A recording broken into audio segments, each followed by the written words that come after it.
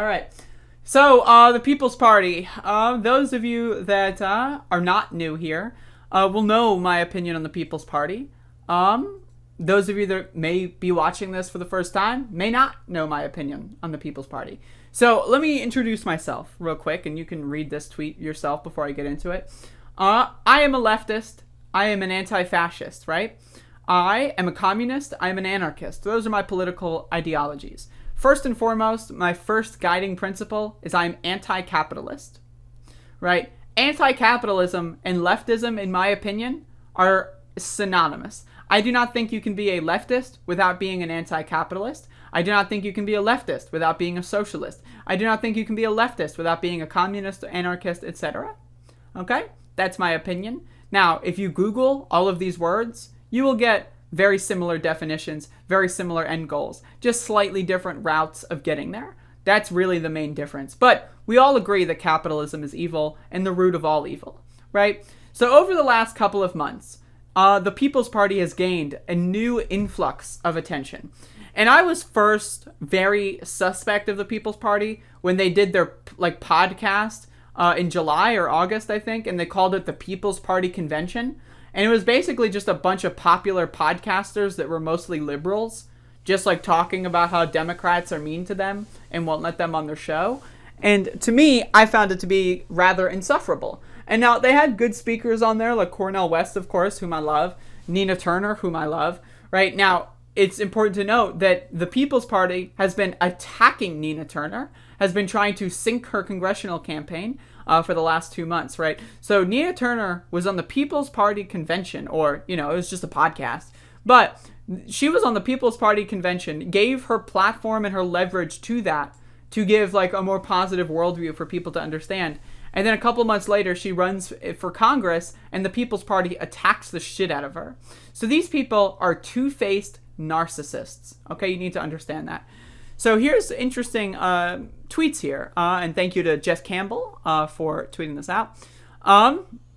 Now, this is all stuff that we've known for a little bit, but this has been making the rounds on Twitter. A lot of people are waking up and seeing that the People's Party is not a leftist party.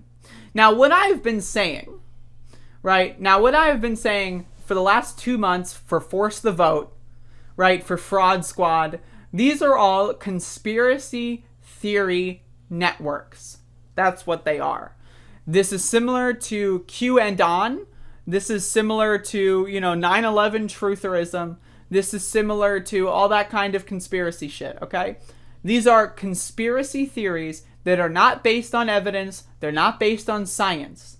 To think that AOC had unlimited power and could have gotten everyone healthcare forever because she withheld her vote for Nancy Pelosi, that is purely fictitious. And the whole point of those conspiracy theory networks were to divide people that would otherwise watch shows like mine, right? Or be anti-capitalist, anti-racist, anti-fascist, and make them into thinking that they need to do what I refer to as a red-brown alliance, where they say, oh, we need to worry about class. Yeah, I know that some people who are poor want to murder black people, want to murder gay people, want to murder trans people, but we got to work with them, man. What? Now, in my opinion, I'm not saying that we shouldn't talk to people that are conservative or that are racists or that are Nazis. But what I am saying is, if you are in a position, let's say you're a cis, white, heterosexual man, and you're in the position where they don't want to kill you by default, I think you have the responsibility to try to de-radicalize them.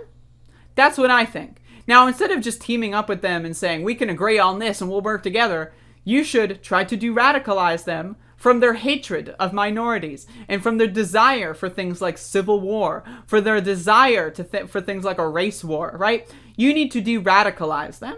Because again, in order to be a leftist, you need to be an anti-capitalist. If you let capitalists in your party, you are no better than the Democratic Party, right? So I want that to be understood. So here's a tweet here from August 8th, around the time that they did their convention podcast thing.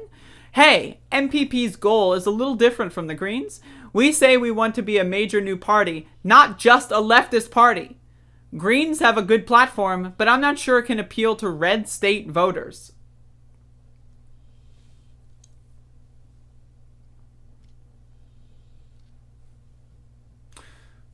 Now, this is buying into the fiction that there are things such as red states. Red states don't really exist. They're mostly gerrymandered, right? And they're mostly insular. Like, for example, do I think that everyone who lives in Idaho is a racist or a transphobe?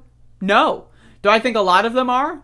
Probably. But I also don't think that anyone is unsalvageable. I think if you were to go in there, if the Democratic Party or the People's Party or the Green Party were to expend, let's say, millions of dollars, right, going in there, teaching people, giving people opportunities, saying, hey, we're the party of $2,000 checks, we're the workers' party, you just, like, to join our party, you have to understand being racist is not the way to go. You have to understand you have to put those social divisions aside and let's work together. Putting social divisions aside doesn't mean, all right, that guy's racist, let's team him up with the black guy. That doesn't mean that. It means let's try to make that guy less racist so that he understands what the real problems are. It's similar to the people that think, oh yeah, the billionaires are the problem, but the billionaires are Jewish. It's like, what? You're so close. You're that close. Yes, wealth redistribution is necessary and wealth hoarders are problematic. It has nothing to do with Judaism. Right? And so that's what you have to do. You have to de-radicalize these people. The People's Party is not interested in that. This is another interesting screenshot here. Howie Hawkins, this was in an interview when he was asked about the People's Party. Well, right now, the Green Party is the only party that's national and trying to build a mass party. PSL is a cadre organization. They're a vanguard party, Marxist, Leninist, democratic centralism. They don't want a mass party. I think they use their campaigns to recruit members, and they've captured the peace and freedom ballot line in California, but they're not doing mass organizing. Now, I'm not trying to take Howie Hawkins' words as gospel here, right? But this is the part that's interesting. Movement for a People's Party, they've been talking for 5 years.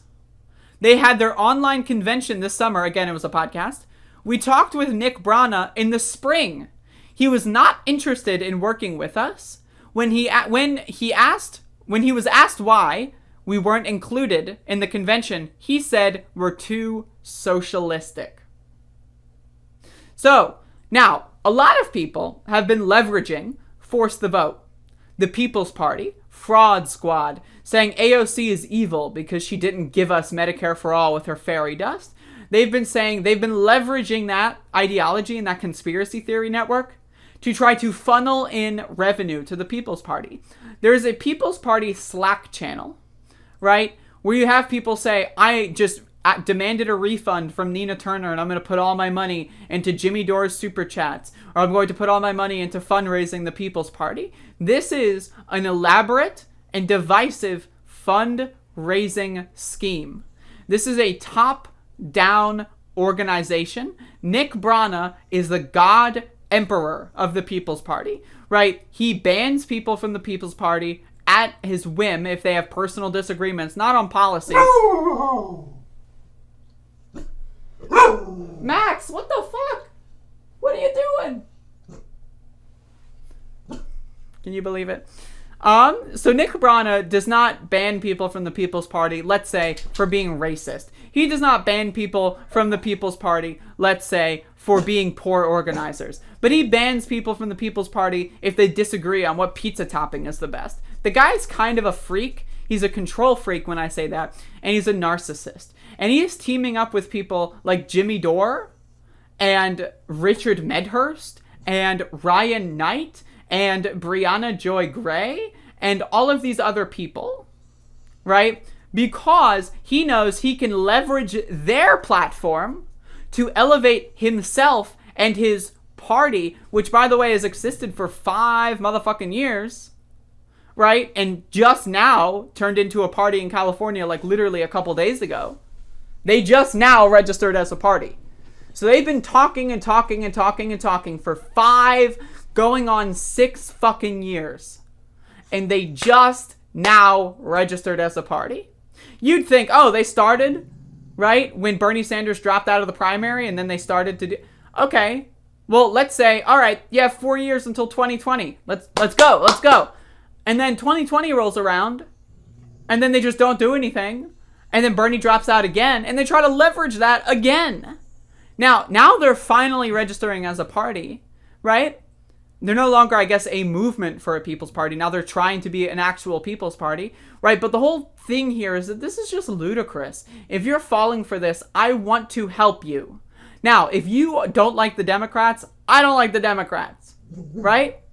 I think AOC and the squad are the closest allies we have. Does that mean they're perfect? Absolutely not. But it means they're the closest allies we have. Bernie Sanders is one of the closest allies we have in the whole charade of this electoral, like, disaster of a democracy. Now, if you say you don't like the Democrats and you don't like electoralism, great. If your answer to that is going to another party, I'm sorry. No. But the answer to that should be organizing unions, organizations, bringing workers together, de-radicalizing workers, maybe go salt at a fucking job somewhere, maybe after the pandemic, right? Try to say if a worker there talks about how they don't like trans people, or say, try to convince them otherwise, try to unionize a workplace. That's the kind of shit. If you want to build actual class consciousness, that's the kind of shit you can do right now. You don't have to rely on AOC running for Congress. You don't have to rely on Jimmy Dore trying to primary AOC. You don't have to rely on a fucking far-fetched presidential campaign. You don't have to waste your time and energy in that bullshit. You can go enact real change right now that will affect real people in the future.